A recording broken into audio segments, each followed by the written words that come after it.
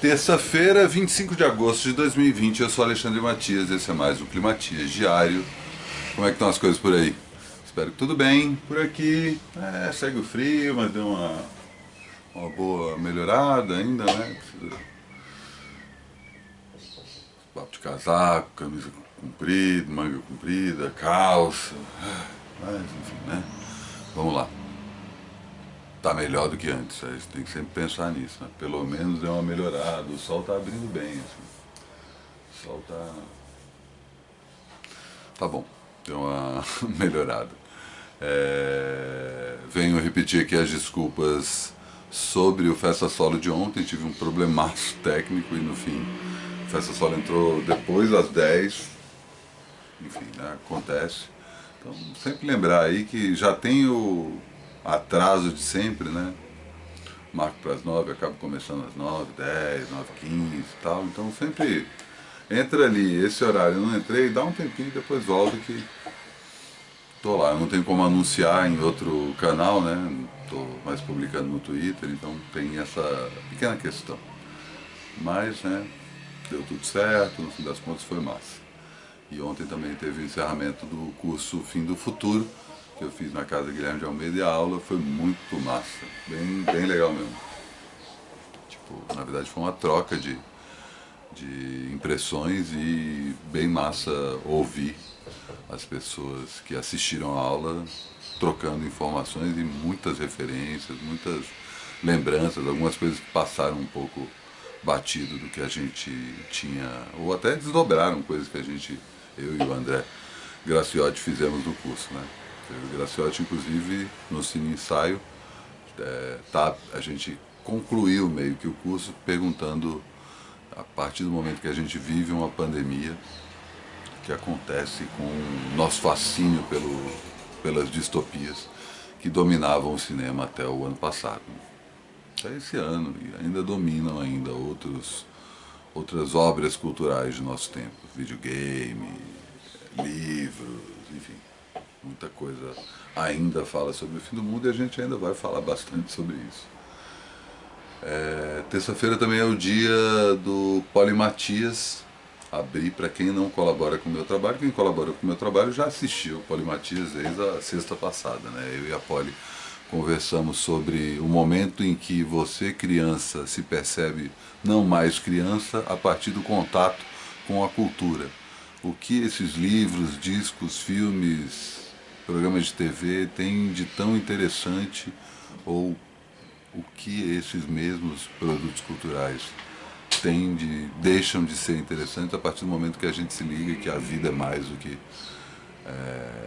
viver a infância, né? Um triste momento de realização, mas ao mesmo tempo ousado e importante para todo mundo, e a gente faz as nossas memórias ao mesmo tempo que discute o papel da cultura na formação, tanto pessoal, tanto no caso meu quanto do dela, mas também na formação como um todo, né? E joga essa conversa para todo mundo. Terça-feira também é dia de livro. Vou falar aí sobre um livro do Lourenço Mutarelli, nome mais conhecido do quadrinho, mas resolvi começar a falar sobre o Mutarelli. Outro dia eu falo de quadrinho com ele aqui numa sexta-feira, que é o dia dedicado aos quadrinhos, mas resolvi puxá-lo para esse dia dos livros.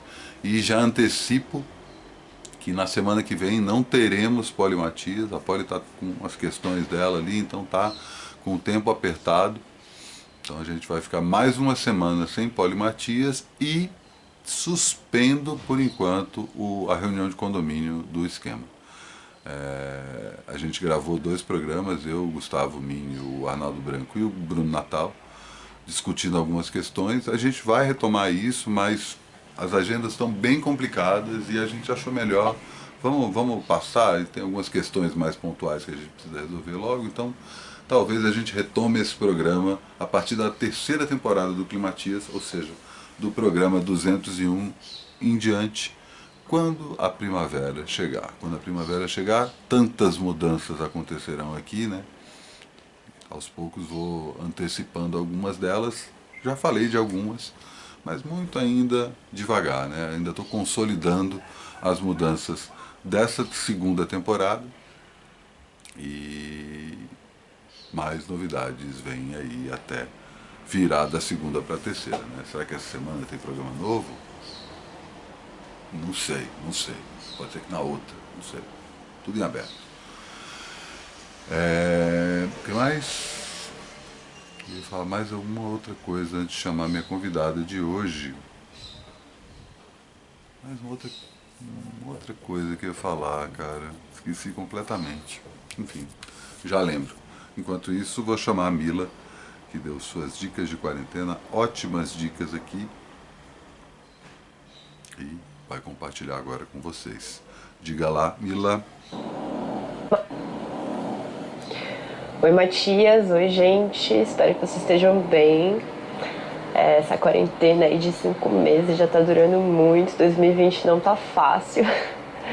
Mas eu vim trazer sugestões aqui de entretenimento para alegrar as nossas vidas. Tem alegrado a minha, então eu quero compartilhar com vocês. Espero que alegre a de vocês também. Eu sou muito fã de ficção científica, então eu resolvi aproveitar esse momento para ler um clássico que eu nunca tive tempo de ler, nunca tive oportunidade de ler, e caiu como uma luva, assim, principalmente porque a história é muito boa e muito bem elaborada. Este pequeno livro aqui, Duna, um livro maravilhoso que se passa num contexto pós-capitalista, e isso já é, pra mim, já é muito interessante, porque é bem próximo do que a gente tá chegando perto de viver. Aborda temas muito contemporâneos, como ecologia, política, religião, e a trama dele é muito profunda e muito interessante, assim, é muito densa. Ele fala sobre uma família de duque que teve que se mudar para um planeta desértico chamado Arrakis e controlar esse planeta e a extração de especiarias que fazem deles, então controlar o planeta, o comércio, a população. E existem várias tramas acontecendo que eu não vou contar porque são muito spoiler. Enfim, o livro fala muito sobre escassez de água e sobre a relação das pessoas dentro de Arrakis com a água, o que pra mim foi um choque muito grande, porque a gente vive um contexto de abundância e não percebe a nossa relação com a água e como seria sem ela. Assim. Esse livro causou essa reflexão em mim, que eu achei muito importante, assim. E para além do livro, esse ano, no fim do ano, sai o filme, dirigido pelo Denis Villeneuve, e tá parecendo bem promissor, bem legal. Eu espero que ele consiga traduzir toda essa densidade de história e de universo, porque o universo de Duna é muito rico, tudo que acontece em volta é muito detalhado. Então eu espero que ele consiga traduzir isso pro filme. Quem vai estrelar é o Timothée Chalamet, que fez também o Little Women, que é essa carinha nova aí dentro do universo do cinema. E então eu espero que seja um bom filme, eu espero que traduza bem. Tem tudo pra dar certo. Eu tô morrendo de saudade de filme de ficção científica bom, com os efeitos especiais atuais, que são muito incríveis, assim. Vamos torcer pra dar bom. Dia 18 de dezembro é a data prevista. Então vou deixar aí a expectativa. Quem quiser ir lendo o livro por enquanto, eu recomendo muito. É muito bom, vale muito a pena. E a minha outra dica é sobre música. Obviamente tem que ser sobre música. Existe um movimento novo acontecendo no Brasil nesse momento, que é o queernejo, essa releitura LGBTQI+, do sertanejo, que é um ritmo muito importante para o Brasil, que é um ritmo muito rico dentro da nossa cultura. Eu, como boa interiorana, cresci ouvindo sertanejo e depois eu sempre ficava meio, né? Ai, sertanejo, não gosto de sertanejo. Mas quando eu comecei a estudar música, a estudar música brasileira e a conhecer melhor os ritmos, eu percebi que é muito rico e que é muito parte da nossa cultura e que tem que ser exaltado e retrabalhado e ressignificado.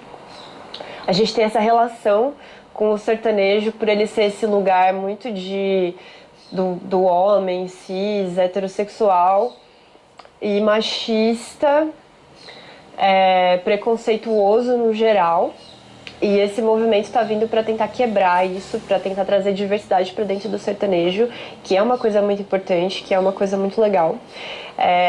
Esses projetos eles trazem narrativas de várias perspectivas, tanto da perspectiva homossexual quanto da perspectiva trans. E eu tô muito empolgada com esse acontecimento na cultura brasileira, com esse momento, assim, é muito legal. Procurem saber se vocês querem conhecer coisas novas e se abrir para outras experiências, até culturais, assim, porque uma vez que a gente entra em contato com isso e vai pesquisar mais sobre isso, a gente acaba conhecendo mais sobre a nossa ancestralidade cultural. Então, e o Brasil é muito rico nisso, principalmente em música, vale muito a pena. Vou deixar alguns projetos aqui para vocês conhecerem, que é o Gabel, a Alice Marconi, a Gali e a Red. Tem no Spotify, no YouTube, é só você procurar por Queernejo, você encontra essas pessoas. É muito interessante, experimentem. Quero deixar também uma sugestão de página no Instagram e blog, que chama Blog Parênteses, que é uma dupla que faz reviews de livros de ficção científica. As reviews delas são muito melhores do que as minhas, né? Mais detalhadas, mais politizadas. São spoiler free também, a grande maioria. Recomendo muito. E também quero recomendar o lançamento da minha banda Venus Wave, no mês, que está completando um mês agora, do nosso clipe, do nosso single de Forest Song, que também está lá na nossa página do YouTube. E é isso, fiquem bem.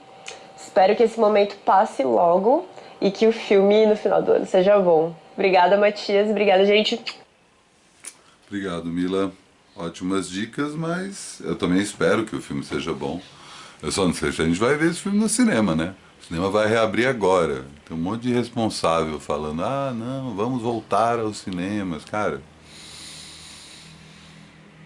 sabe, se já é complicado a gente pensar essa coisa de rave clandestina, a volta daqueles, como é que é? Speakeasy, né? Que é aqueles bares clandestinos que funcionam atrás de outros estabelecimentos, que não tem nada a ver com boteco, aí você passa uma portinha ali, tá lá o boteco. O foda é você ter tipo campanha de publicidade, assim, vamos voltar ao cinema, galera, normal, juntar todo mundo no meio de uma pandemia, tudo bem, não vai ter tanta gente, mas pô, pera lá, né, bicho, olha a quantidade de gente que tá morrendo no país, saca, qual a situação toda, como é que tu vem dar a tua cara pra falar essas merdas, saca? É complicado, assim. Eu não sou otimista em relação à volta aos cinemas, especificamente a volta aos shows, que me dói bastante. Mas é isso, né? Aproveitar esse momento que não tem isso para repensar e guardar aí as outras coisas, porque em algum momento, no futuro, acho que distante, a gente vai voltar a ter algum tipo de convivência como a gente tinha antes, né? Convivência aglomerada, né? Embora um bom teste para esse ano a gente já vai ter eleição, tudo indica que teremos eleição, ao contrário do que eu gostaria. E aí é isso, você vai votar? Botar o seu dedão lá, na urna eletrônica, todo mundo põe o dedo, né? Entre outras coisas, né? Quantas pessoas vão estar lá, você vai votar de máscara, vai ter gente sem máscara falando merda na tua orelha porque você está de máscara, enfim, né? Mas o carnaval ano que vem vai acontecer, né? Não tenho dúvida nenhuma, assim. Queiram as instituições ou não, as pessoas vão pra rua, porque do jeito que elas estão hoje, vai rolar. Infelizmente, é uma merda. Eu vou assistir de casa.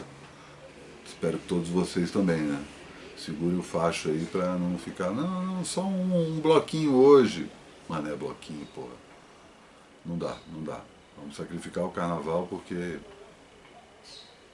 né, não é nem bom pensar nisso.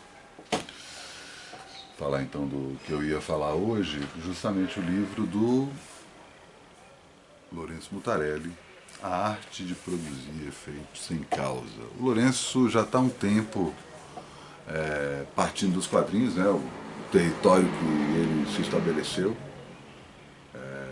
Começou ali no final dos anos 80, começo dos anos 90, com as graphic novels cada vez mais densas e pesadas, sempre com o uso de substâncias alteradoras da percepção, misturado também com uma bad trip em relação ao mundo, sabe?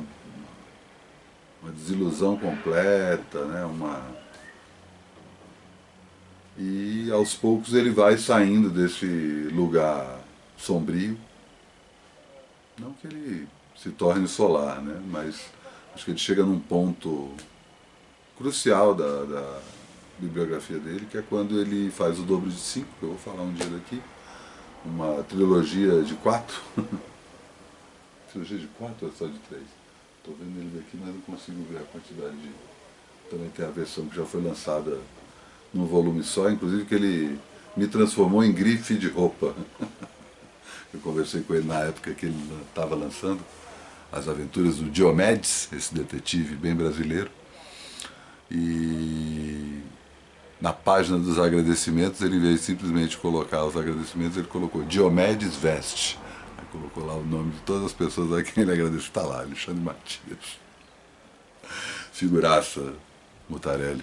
Pude entrevistá-lo também depois, acho que 2007 ou 2008, quando eu fiz uma matéria para o Estadão. Na época eu estava trabalhando no Estadão, fiz uma matéria com o Douglas. O Douglas está devendo aqui dicas, ó, para cá faz um tempão.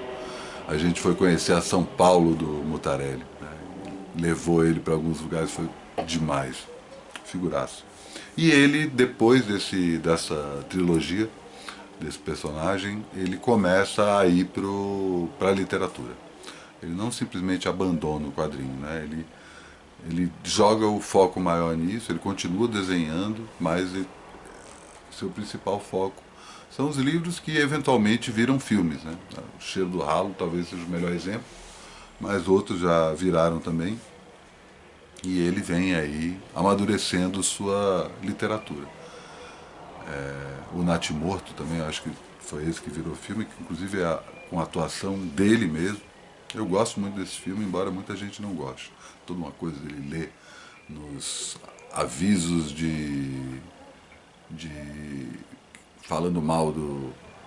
Falando mal não, né? O aviso de cigarro, quando tem lá o aviso avisando que cigarro dá câncer, cigarro faz isso, isso e aquilo, aí o cara transforma aquilo numa espécie de um tarô. Muito bom, tanto o livro quanto o filme.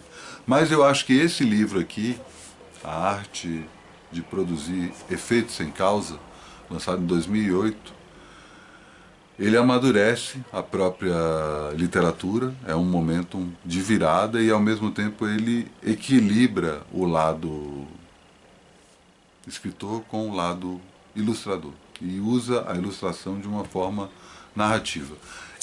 Estruturalmente ainda parece muito uma história em quadrinhos. Foi inclusive uma das críticas que se faz aos textos do Mutarelli, que são quadrinhos sem desenho.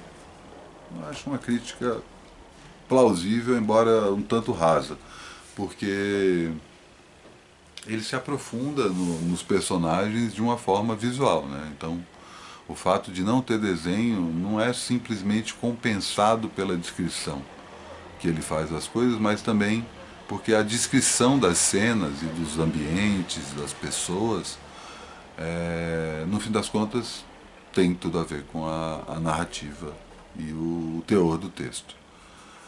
Esse livro conta a história de um cara que é demitido ao mesmo tempo em que se separa, duas situações diferentes que partem do mesmo ponto de partida.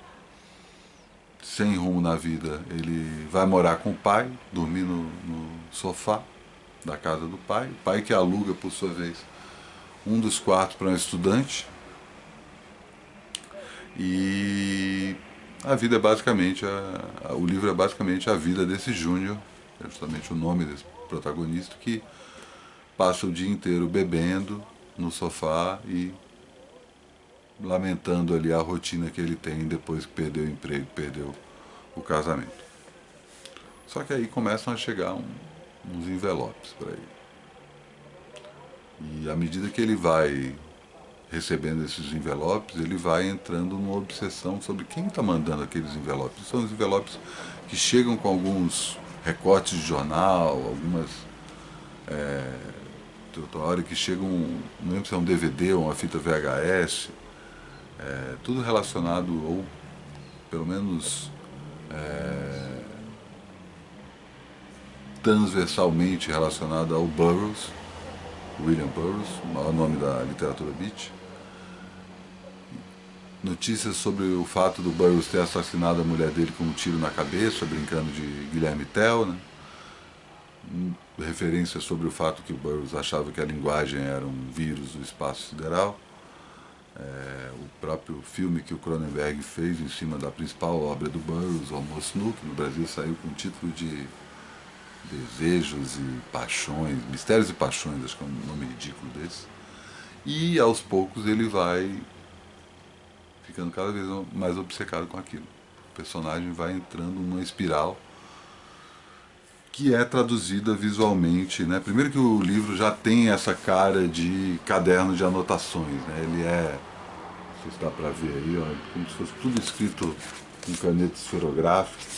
E à medida que a gente vai folheando o livro, a gente chega nessas espécies de mandala que o personagem vai fazendo com caneta Bic mesmo.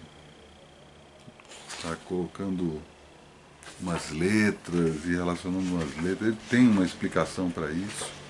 Cada capítulo abre com uma coisa dessas, assim, uma obra cifrada disso, e aos poucos, à medida que ele vai entrando nessa nova camada da sua rotina, que é despertada pela chegada desses envelopes, ele vai tornando suas mandalas alfanuméricas mais complexas e começa a ter relação com fazer referência da própria ancestralidade, né? Questões da família dele, do irmão, da mãe, e também questões relacionadas a espíritos, a possessões demoníacas, a entidades fantasmagóricas da Babilônia. Até conversa um tanto com Lovecraft, tá aí tão em voga aí nos últimos climatias. Tem um pouco daquele A Cor que Veio do Espaço, tá um tanto aí na estrutura desse mistério ao redor desse livro. Livraço, você lê muito rápido, mas o grande barato do livro é justamente o fato de ser mais do que um texto, um objeto de um texto escrito, mas de simular um caderno de anotações e de ter essa transversalidade com o elemento gráfico, como se o diagramador do próprio livro fosse o próprio autor, né? Muito, muito bom. Recomendo, portanto, não só esse livro, que eu acho que é um bom ponto de partida para entrar na obra literária do Mutarelli, mas também os outros livros que ele fez, e outro dia eu puxo alguns outros graphic novels, ou até outros livros do Mutarelli em outros climatias. E assim encerro mais um programa. Lembrando que amanhã é quarta-feira e é o dia que eu preparo, mas não disparo, a minha newsletter. A newsletter que você pode assinar pelo trabalhosujo@gmail.com, o mesmo e-mail que você pode mandar suas dicas de quarentena em vídeo, perguntar como colabora com o meu trabalho para que eu não tenha que ficar fazendo uns freelas chatos para pagar as contas e reinventar a forma de financiamento do jornalismo, e também para, claro, se inscrever na newsletter. Aí o sol, que massa, hein? Realmente. Tomara que esquente mais, certo? Amanhã é tudo de novo.